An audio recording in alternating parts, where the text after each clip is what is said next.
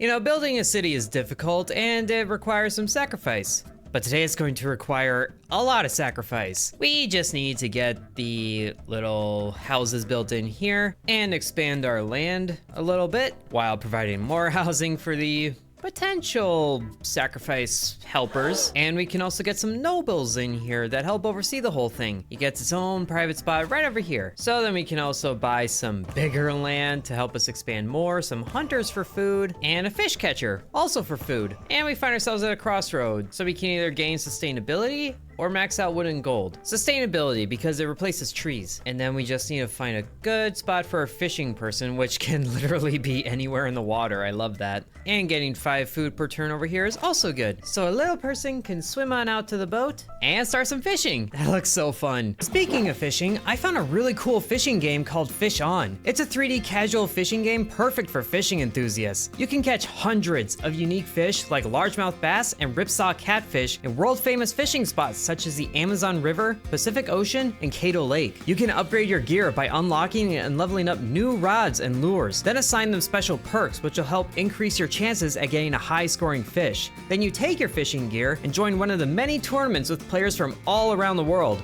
These tournaments last for several hours, so you can relax and catch the biggest target fish to increase your standings and win first prize. I've personally been really enjoying the duel mode. It's a head-to-head competition where you and another player have 3 minutes to catch more fish worth bigger scores. Once you do that, you can climb the ranks to become the ultimate fishing master. And the fishing system is really simple. Cast out your line, and once the fish is on, reel it in while watching the tension, and pull the fish left and right to build up the special fishing power to completely wear the fish down. And look at the size of that monster. If you want to get in on the action, then use the link in the description to download Fish On and enter my code for extra resources. Thanks to Fish On for sponsoring this video. Now these houses are nice because they give 4 housing each time, but not all of them are occupied right away. That's okay. We'll be getting a lot of people shortly, so we just gotta make sure that there are houses for them, especially since we're getting 2 people every year. Now we do need to survive some waves without getting damaged and build a lot of buildings, so we'll need a lot of real estate for that. And right now, ooh, there's a chest with gold up there, but I really want to connect to these stone islands over here because a good stone income is very handy since the civilization doesn't have quarry buildings. Just gotta keep getting up there like that and like this. Perfect. 18 stone there. Abundance of fresh food. We'll just go ahead and max out those. And now we have our first enemies approaching, but that should be fine.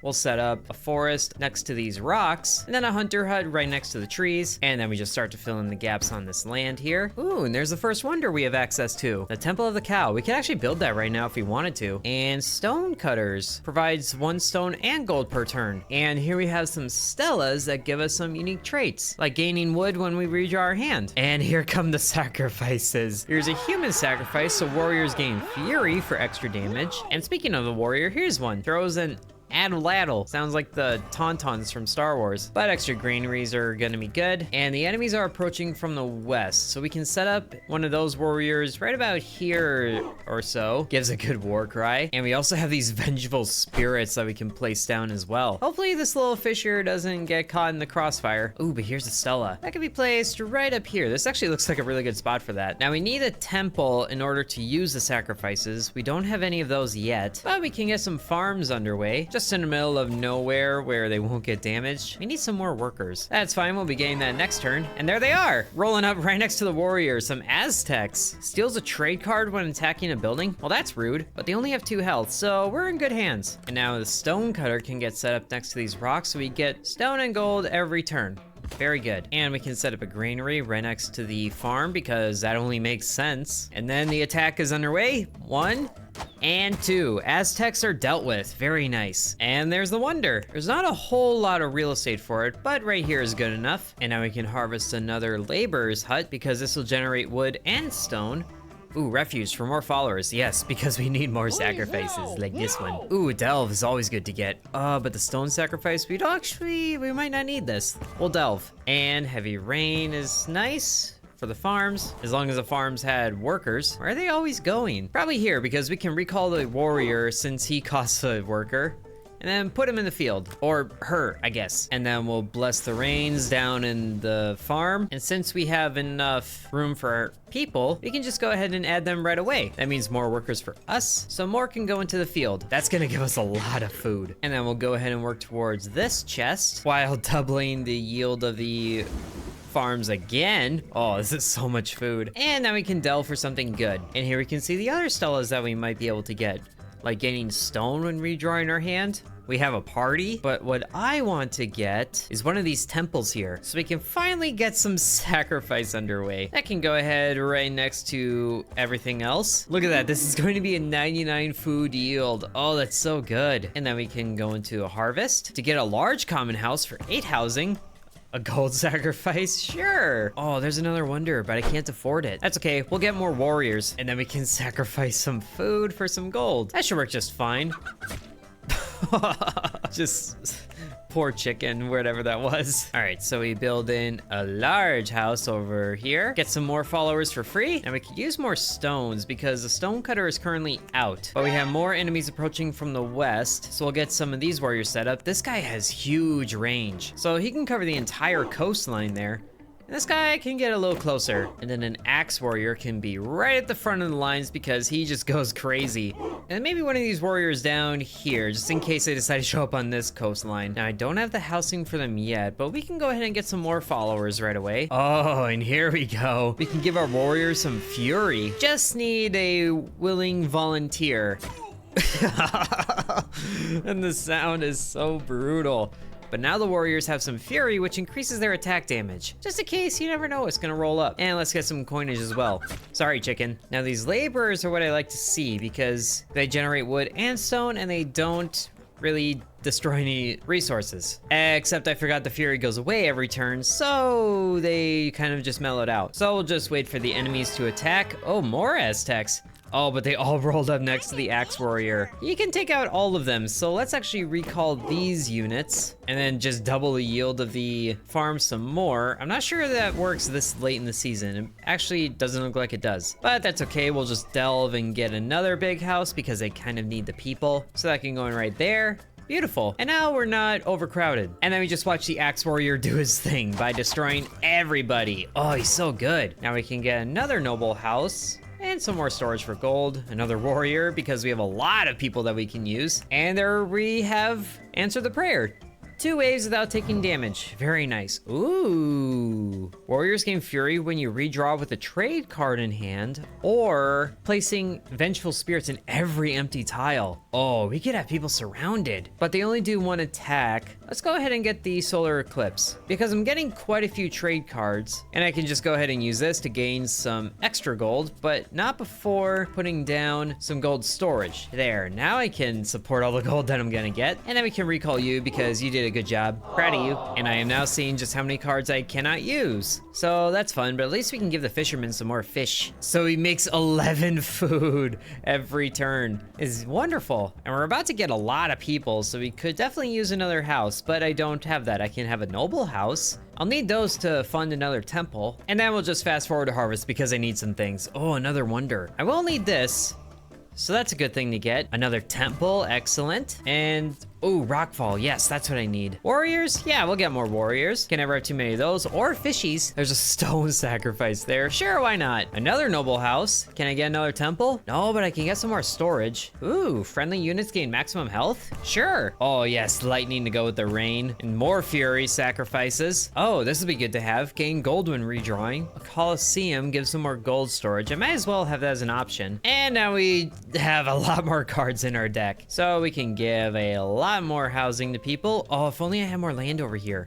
That's okay, it can go down here. Hey, and we built a total of 20 buildings. Very good. Ooh, 2 eclipses. Warriors gain fury when you redraw with a trade card. I already have one of these. Let's go ahead and get the one for the Stellas. And now we can give some rocks to the stone mason yard thing. Exactly 2 of them, but that's enough for the workers to do their thing. And I don't know why everybody decides they're Olympic swimmers when they go to work. But hey, we have another noble house. We just need more, we honestly need more real estate for temples. For right now though, we'll bless the rain. rains. And I honestly severely underestimated how many workers I had available. There's still 11 there. That means we could get a lot of warriors if it calls for it, which it honestly will because enemies are approaching. Right up here, or that could also be right over here. Maybe I'll just wait for them to show up and then plant some warriors down. For now though, I'll plant another fishy person. Ooh, 10 food, yes. Just making a small fleet of fishing boats over here. There's the temple.